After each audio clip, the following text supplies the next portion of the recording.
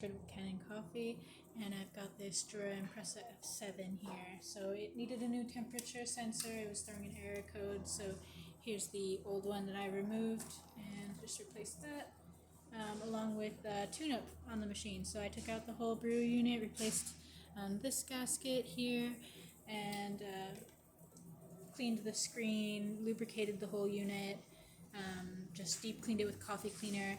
Then I descaled the machine, deep cleaned the machine, and wiped everything down. So I'm just going to brew a shot here to show you that everything is working.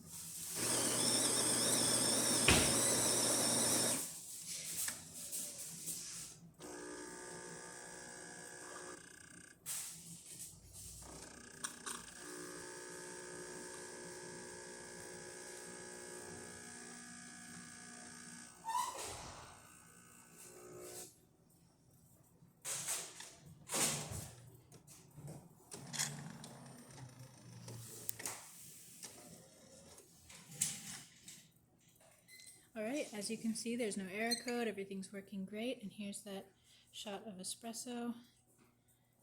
And that's about it for this video, so if you like the video, please subscribe to our channel and hit the like button. Thanks.